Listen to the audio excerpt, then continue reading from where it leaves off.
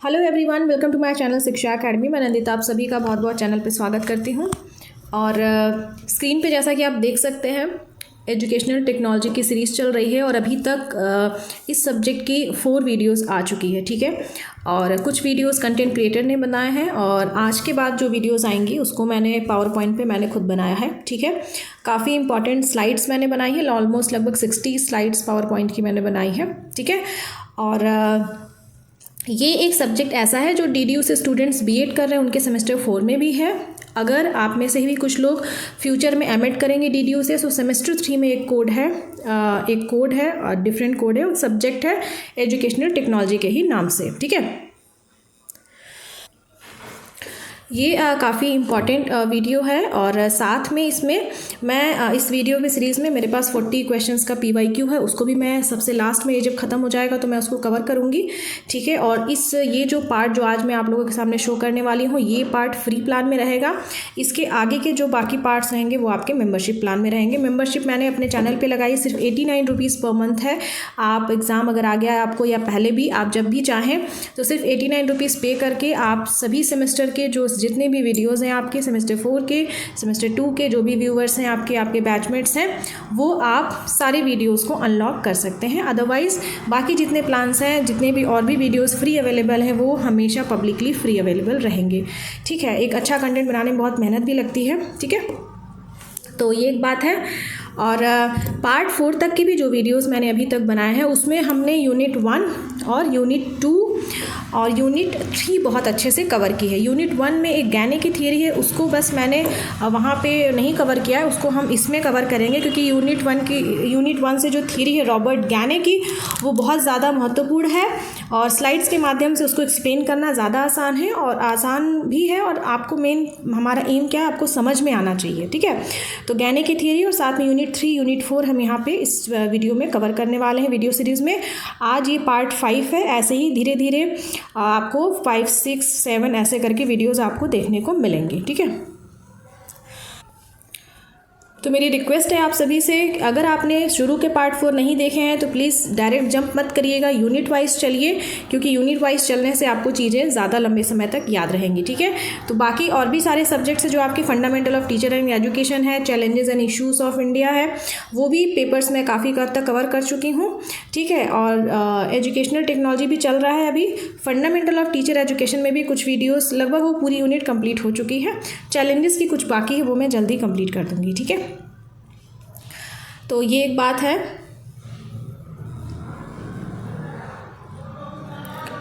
तो चलिए इस वीडियो सीरीज़ को शुरू करते हैं। ठीक है, और एज़ यूजुअल मैं आप सबसे बोलती हूँ कॉपी पेन लेकर बैठ जाइए, क्योंकि मैं यहाँ पे सिर्फ MCQs के साथ साथ आपको उससे जुड़े हुए कुछ इंपॉर्टेंट कॉन्सेप्ट से मैं आपको बताऊँगी, जिससे कि किसी भी तरह से क्वेश्चन अगर आपको आए एग्ज़ाम में तो वो आप उसको ईजिली कर सकें। ठीक है, चलिए शुरू करते हैं। स्क्रीन पे आप देख सकते हैं question number 1, who wrote the famous book the conditions of learning. ये बहुत ज़्यादा इंपॉर्टेंट है और एमएड एंट्रेंस में भी आपको ये काम आएगी। ठीक है, तो कंडीशंस ऑफ लर्निंग जो किताब है ये किसने लिखी है?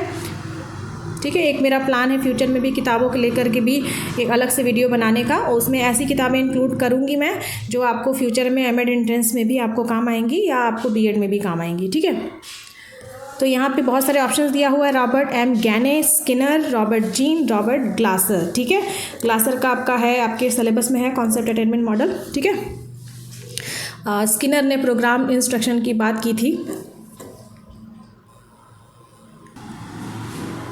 ठीक है, यहाँ पे बताइए करेक्ट आंसर क्या है। यहाँ पे इसका करेक्ट आंसर है रॉबर्ट M गैने। ठीक है, Robert M गैने is the right answer. ठीक है,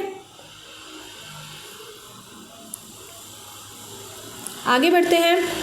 क्वेश्चन नंबर 2 यहाँ पे देखिए। क्वेश्चन नंबर 2 यहाँ पे देखिए। क्वेश्चन नंबर 2 से मैंने गैने से रिलेटेड रॉबर्ट M गैने की जो थियरी है उससे रिलेटेड क्वेश्चन बनाया है। इसके पहले मैं मतलब आपको एक छोटी सी एक बात बताना चाहती हूँ रॉबर्ट M गैने की थियरी से। ठीक है, वो मैं अभी आपको स्क्रीन पे दिखाती हूँ। देखिए जैसा कि आप स्क्रीन पे देख सकते हैं रॉबर्ट एम गैने की थ्योरी, वैसे तो मैंने इसको रिवीजन पार्ट में रखा था बट मुझे लगता है कि मैं वीडियो के शुरू में कुछ चीज़ें आपको इससे जुड़ी हुई बता दूं। तो रॉबर्ट एम गैने की थ्योरी ऑफ इंस्ट्रक्शन है, ठीक है। तो जब भी हम थ्योरी ऑफ इंस्ट्रक्शन की बात करेंगे तो उसमें ये जो आपकी 3 चीज़ें हैं, ये 3 चीज़ें आती हैं। रॉबर्ट एम गैने की थ्योरी ऑफ इंस्ट्रक्शन इन तीनों चीज़ों का समावेश है, ठीक है। तो फुल नेम है Robert M Gagne, Robert Mills Gagne. ये अमेरिकन एजुकेशनल साइकोलॉजिस्ट हैं, ठीक है। तो उनकी जो थियरी ऑफ इंस्ट्रक्शन है जिसमें उन्होंने बात की है कि भाई क्लासरूम में जैसे पढ़ाना है उससे जुड़ी हुई चीज़ें या बच्चों को किस तरह से आपको मतलब उनकी मेंटल एबिलिटी के हिसाब से पढ़ाना है, ठीक है। उन सारी चीज़ों का समावेश है थियरी ऑफ इंस्ट्रक्शन में। इन्होंने 8 तरह के हायरार्की या कंडीशंस ऑफ लर्निंग की बात की है, 9 तरह के इवेंट्स ऑफ इंस्ट्रक्शन की बात की है और 5 तरह के कैटेगरीज या टाइप्स ऑफ लर्निंग की बात की है, ठीक है। तो ये एक छोटी सी बात है क्योंकि कई बार ये जब मैं खुद यहाँ कंटेंट बना रही थी तो मैं खुद कई बार कंफ्यूज हो गई। फिर मैंने बहुत सारे मतलब गूगल पे सर्च करके, बहुत सारे ऑथेंटिक वेबसाइट्स पे वहाँ पे सर्च करके ये मैंने प्रॉपर बनाया है, ठीक है। तो ये बेसिकली थ्योरी ऑफ इंस्ट्रक्शन इन तीनों चीज़ों का समावेश है, ठीक है। तो अब चलते हैं हम MCQs पे, ठीक है। फिर MCQs में ही हम भाई कौन कौन से 8 तरह के कंडीशंस ऑफ लर्निंग हैं, कौन कौन से 9 तरह के इवेंट्स ऑफ इंस्ट्रक्शन है और कौन कौन तरह के categories and types of learning है, इसके बारे में हम समझते हैं, ठीक है।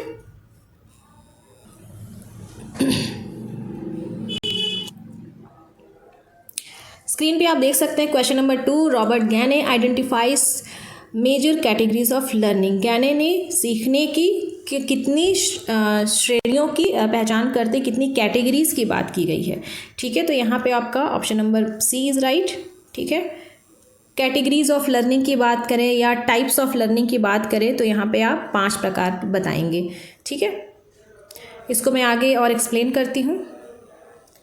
स्क्रीन पे देखिए उन्होंने 5 तरह की कैटेगरीज या टाइप्स ऑफ लर्निंग की बात की गई है। आपका उसमें पहला आ जाएगा इंटेलेक्चुअल स्किल, ठीक है, बौद्धिक कौशल आ जाएगा। दूसरा आ जाएगा कॉग्निटिव स्ट्रैटेजीज। तीसरा आ जाएगा वर्बल इंफॉर्मेशन, मौखिक जानकारी। चौथा आ जाएगा आपका मोटर स्किल। 5वां आ जाएगा एटीट्यूड, ठीक है। तो ये 5 कैटेगरीज ऑफ लर्निंग है। तो अगर इसको हम डोमेन वाइज डिफाइन करें कि भाई 3 तरह के डोमेन आपको पता है, संज्ञानात्मक जो कॉग्निटिव डोमेन है, तो कॉग्निटिव डोमेन में आपके 1, 2, 3 आपके आ जाएंगे, ठीक है। उसके बाद साइकोमोटर डोमेन की बात करें तो आपका मोटर स्किल आ जाएगा। अफेक्टिव डोमेन की बात करें तो उसमें आपका एटीट्यूड आ जाएगा। तो इसको आप ज़रूर अपनी कॉपी में इस तरह से नोट्स बना लीजिए। इसको आप इस तरह से भी नोट्स बना सकते हैं।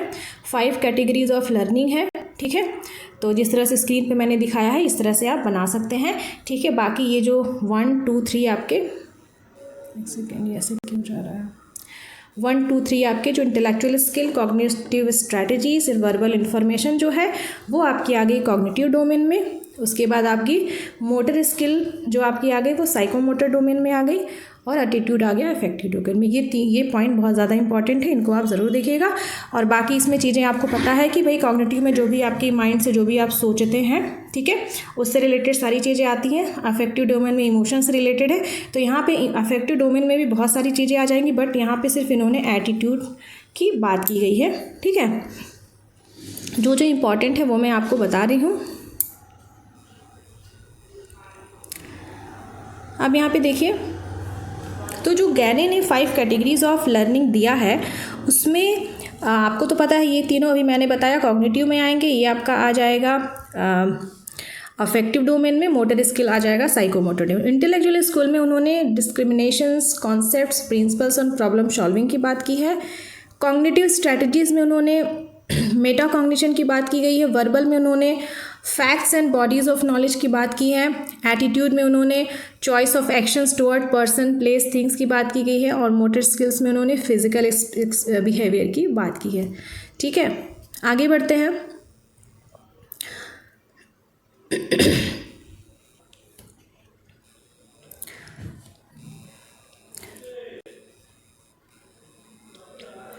Who gave the concept of 9 instructional events?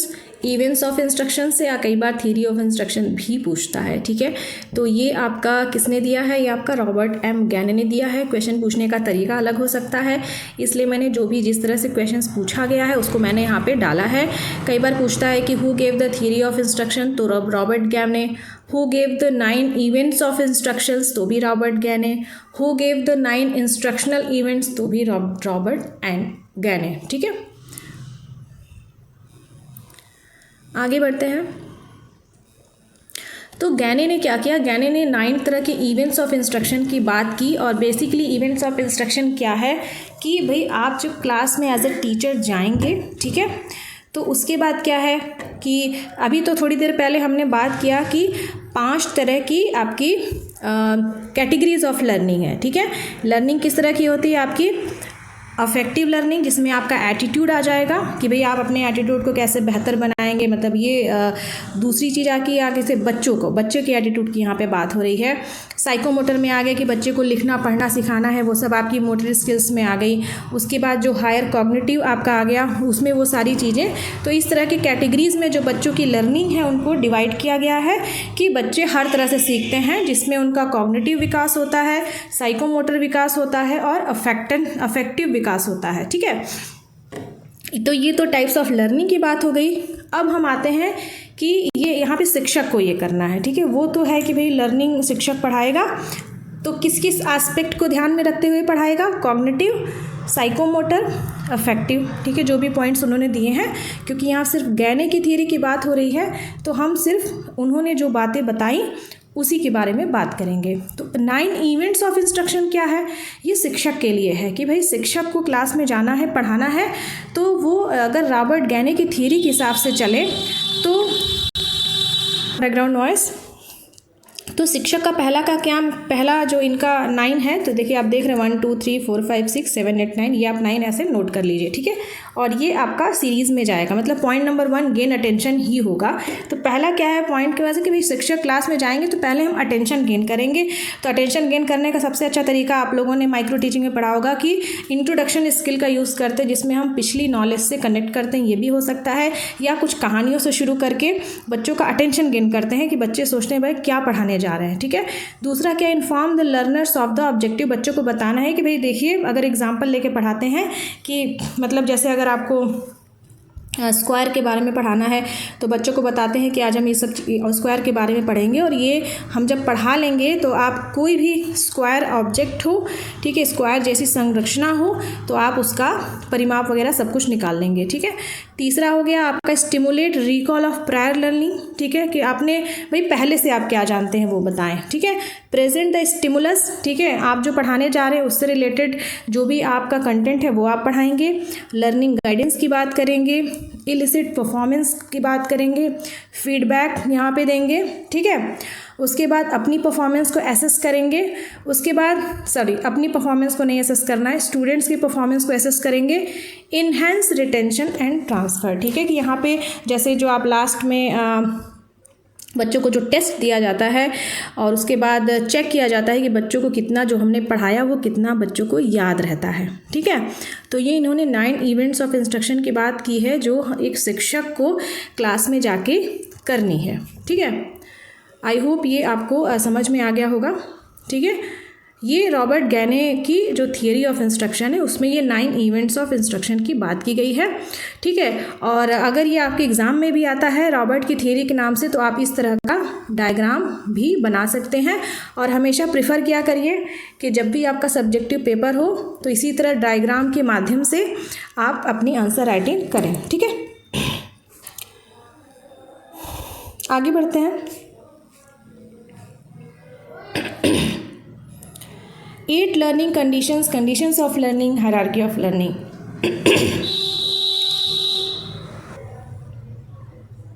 देखिए इसी तरह से क्वेश्चन आपको एग्जाम में पूछे जाएंगे और घुमा फिरा के पूछे जाएंगे। जैसे अगर 8 लर्निंग कंडीशंस पूछ दिया, ठीक है,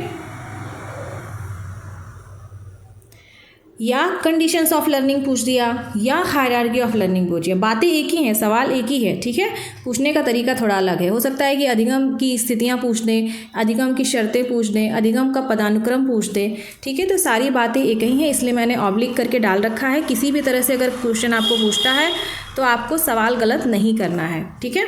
तो यहाँ पर आपको पता है आंसर होगा आपका रॉबर्ट, देखिए यहाँ पे पूरा नाम लिखा हुआ रॉबर्ट मिल गैने, तो पूरा नाम भी आपको पता होना चाहिए, ठीक है। आगे बढ़ते हैं। स्क्रीन पे देख सकते हैं रॉबर्ट गैने की हायरार्की ऑफ लर्निंग के यहाँ पे 8 टाइप्स लिखे हुए हैं, ठीक है। तो नीचे आपके ऐसा नहीं, यहाँ पे जो सिग्नल लर्निंग है यहाँ पे ऊपर लिखा हुआ है सिग्नल लर्निंग आपकी क्लासिकल कंडीशनिंग में आ जाएगी। स्टिमुलस रिस्पांस जो नीचे का 2 स्टेज दिया हुआ है उसमें आपकी आ जाएगी ऑपरेंट कंडीशनिंग, ठीक है।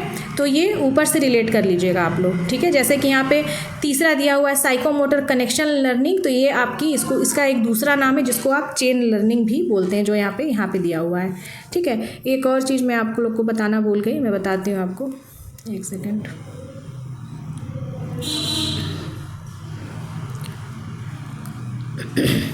कई बार यहाँ पे ये भी सवाल पूछा जा सकता है कि गैने के 9 इवेंट्स ऑफ इंस्ट्रक्शन का पहला स्टेप क्या है।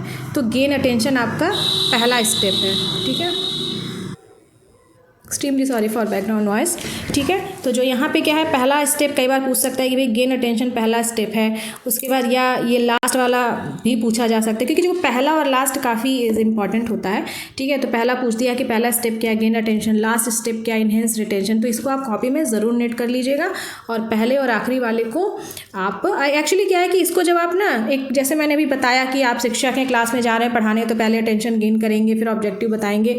अगर एक कहानी के माध्यम से आप पढ़ते हैं तो आपको याद नहीं करना पड़ेगा, लेकिन मैं बता दे रही हूँ आप जो पहला स्टेप कौन सा है, 9 स्टेप कौन सा है, ज़रूर देख लीजिएगा, ठीक है। आगे बढ़ते हैं, कहाँ तक थे हम लोग, हाँ यहाँ पे थे। तो ठीक इसी तरह जो 8 तरह की हायरार्की ऑफ लर्निंग की बात की है, ठीक है। अब यहाँ पे हायरार्की ऑफ लर्निंग आखिर है क्या ज़रूरत है इसकी ज़रूरत बिल्कुल है। हायरार्की ऑफ लर्निंग की ज़रूरत इसलिए है क्योंकि अगर हम छोटे बच्चे से शुरुआत करें तो छोटा बच्चा कैसे सीखता है, ठीक है। तो अगर यहाँ पे नीचे से देखिए, यहाँ पे लिखा है इंक्रीज कॉम्प्लेक्सिटी, बढ़ती है, ये आपका मोर आज यहाँ पे आज आता था बिहेवियर एस्पेक्ट, यहाँ पे बहुत ज़्यादा, और हायर लेवल कॉग्निटिव एस्पेक्ट, ठीक है। तो इसमें गैने ने ये बताया है कि बच्चा धीरे धीरे करके स्टेप वाइज सीखता है। स्टेप कहाँ से शुरू होता है, नीचे से। पहले बच्चा सीखता है सिग्नल लर्निंग, ठीक है।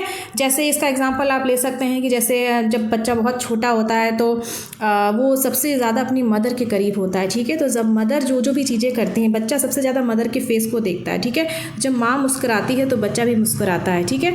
तो वो मतलब उसी फॉर्म में उसको रिफ्लेक्शन देता है, तो वो सिग्नल लर्निंग यहाँ पे आ जाएगी, ठीक है। स्टिमुलस रिस्पॉन्स लर्निंग में आप जैसे कोई भी चीज़ आप, जैसे इसमें आप सबसे अच्छा एग्जांपल है स्टिमुलस रिस्पांस लर्निंग में आपकी जो ऑपरेंट कंडीशनिंग है स्किनर की, वो आपकी आ जाएगी, ठीक है। तो हमेशा इसको रिलेट करके पढ़िए कि बच्चा पहले सिग्नल लर्निंग वाले स्टेज में आता है, उसके बाद स्टिमुलस रिस्पांस करके सीखता है, उसके बाद आपकी साइकोमोटर कनेक्शन लर्निंग में आता है, जिसमें वो बच्चा लिखना, ये सब पेन वेन पकड़ना सीखता है, वर्बल एसोसिएशन में आ जाता है, ठीक है। साइकोमोटर में सिर्फ पेन पकड़ना ही नहीं, उंगलियों को हिलाना, पैरों को हिलाना, ये सब आपकी आ जाएगा। वर्बल एसोसिएशन लर्निंग में जैसे बोलना आ जाएगा, ठीक है। तो इसी तरह जितने भी सारे स्टेजेस हैं, ठीक है। मल्टीपल डिस्क्रिमिनेशन लर्निंग 2 कॉन्सेप्ट है साथ में, तो डिस्क्रिमिनेट करना सीख लेगा कि जैसे डॉग और कैट में डिफ्रेंशिएट करना सीख लेगा कि ये दोनों अलग अलग जानवर हैं, ठीक है। उसके बाद कॉन्सेप्ट सीखना शुरू करेगा, उसके बाद प्रिंसिपल मतलब इसमें रूल आ जाएगा, रूल सीखना शुरू करेगा, उसके बाद प्रॉब्लम सॉल्विंग, उसके बाद वो प्रॉब्लम सॉल्व करना शुरू करेगा। तो ये बच्चे के धीरे धीरे स्टेजेस हैं, ठीक है। छोटा बच्चा सिग्नल से शुरू करता है, उसके बाद स्टिमुलस रिस्पॉन्स, तो ये सारे स्टेजेस हैं कि बच्चा सीखता कैसे है, ठीक है। तो ये एक बात है। इसमें क्वेश्चन बताती हूँ क्या क्या इंपॉर्टेंट। इसमें क्वेश्चन 1 पूछा गया है कि आपका कॉन्सेप्ट लर्निंग मतलब हायर में आता है, मतलब पूछा गया है कि कौन सा कॉम्प्लेक्स स्ट्रक्चर में आता है, तो कॉन्सेप्ट लर्निंग, ठीक है। सबसे नीचे के स्ट्रक्चर में पूछा गया है कि पहला जो नीचे से आता है पहला स्टेप क्या है, सिग्नल लर्निंग है, ठीक है। सबसे हायर लेवल में क्या आता है, प्रॉब्लम सॉल्विंग लर्निंग आती है, ठीक है। तो ये 2-3 पॉइंट मैंने आपको बता दिए, तो ये आप लोग ज़रूर इसको देख लीजिएगा। आगे बढ़ते हैं, ठीक है। तो ये मैंने आपको बता दिया, फिर से रिवीजन कर लेते हैं। ठीक है, रॉबर्ट मिल गैने अमेरिकन एजुकेशनल साइकोलॉजिस्ट हैं, बहुत ज़्यादा इंपॉर्टेंट है, इसलिए मैं इस पर थोड़ा ज़्यादा समय दे रही हूँ। ठीक है, 8 तरह के उन्होंने कंडीशंस ऑफ लर्निंग की बात की, हायरार्की। इसमें क्या उन्होंने बात की है कि भाई बच्चा सीखता कैसे है। ठीक है, सबसे पहले बच्चा सिग्नल से सीखता है, उसके बाद स्टिमुलस रिस्पॉन्स से सीखता है, धीरे धीरे उसका लेवल आगे बढ़ता जाता है, बिहेवियर से कॉग्निटिव लेवल पे आ जाता है। ठीक है, 9 इवेंट्स ऑफ इंस्ट्रक्शन क्या है, ये शिक्षक के लिए है कि भाई शिक्षक जाएगा क्लास में पढ़ाएगा तो उसको किस तरह से बच्चों को इंस्ट्रक्शन देना है। ठीक है, किस तरह से उसको पढ़ाना है, ये चीज़ है। 5 तरह की कैटेगरीज ऑफ लर्निंग की बात की गई है, जिसमें बताया गया है कि भाई बच्चों के किस किस एस्पेक्ट्स पे हमें बच्चों को पढ़ाना है। ठीक है, जिसमें कौन कौन से एस्पेक्ट है, आपके कॉग्निटिव में 3 दिया हुआ है, साइकोमोटर में 1 दिया गया है, अफेक्टिव में 1 दिया गया है। ठीक है, क्वेश्चन नंबर 5 यहाँ पे देखिए, who wrote the book the technology of teaching. ठीक है, काफ़ी इंपॉर्टेंट ये किताब है, पुस्तक शिक्षण की तकनीक किसने लिखी, टेक्नोलॉजी ऑफ टीचिंग किसने लिखी, बहुत ज़्यादा इंपॉर्टेंट है। तो किताबों को आप अपने ज़रूर कॉपी में नोट कर लीजिए। Option number C is right. ठीक है, नेक्स्ट क्वेश्चन की तरफ आगे बढ़ते हैं। वीडियो काफ़ी लंबा हो रहा है, तो हम क्वेश्चन 6 तक यहाँ डिस्कस करेंगे, उसके बाद हम पार्ट 5 में डिस्कस करेंगे। ठीक है, पार्ट 5 के बाद जो भी वीडियोस आएंगी वो आपके मेंबरशिप प्रोग्राम में रहेंगी। ठीक है, और उसमें फिर उसके बाद पूरा जब सीरीज़ ख़त्म हो जाएगी, आई थिंक पार्ट 9, 10 तक आएगी, उसके बाद एक 40 MCQs का हम पेपर है उसको सॉल्व करेंगे और पूरी उम्मीद है वहाँ से क्वेश्चन ज़रूर आएंगे। ठीक है, programme instruction was, question number 6 screen पे देखिए, programme instruction was developed by. ठीक है, अब ये क्वेश्चन बहुत मामलों में बहुत इंपॉर्टेंट है। ठीक है, तो प्रोग्राम इंस्ट्रक्शन की जनरली बात हम जब भी अगर क्वेश्चन आता है तो BF स्किनर अक्सर होता है ऑप्शन में, आप वही लगाते हैं। ठीक है, बट अगर प्रोग्राम इंस्ट्रक्शन में भी कई सारी हायरार्की हैं। ठीक है, तो जैसा कि स्क्रीन पे क्वेश्चन फ्रेम किया गया है कि यहाँ पे आपका BF स्किनर भी है, नॉर्मन ए क्राउडर भी है, थॉमस F गिलबर्ट भी है। ठीक है, तो सबसे पहले शुरुआत प्रोग्राम इंस्ट्रक्शन की यहाँ पे BF स्किनर ने ही की थी। ठीक है, लेकिन कई तरह के प्रोग्राम इंस्ट्रक्शन यहाँ पे बाद में आए, तो यहाँ पे ऑप्शन के हिसाब से आप चलेंगे, यहाँ पे all of the above option सही होगा। BF स्किनर ने जो प्रोग्राम इंस्ट्रक्शन की बात की वो लीनियर प्रोग्राम इंस्ट्रक्शन है। नॉर्मन ए क्राउडर की बात की तो उन्होंने ब्रांचिंग प्रोग्राम इंस्ट्रक्शन की बात की। थॉमस F गिलबर्ट ने मैथेटिक प्रोग्राम इंस्ट्रक्शन की बात की। तो ये आपके ऑप्शंस पे डिपेंड करता है। अगर आपके ऑप्शन ऐसा है कि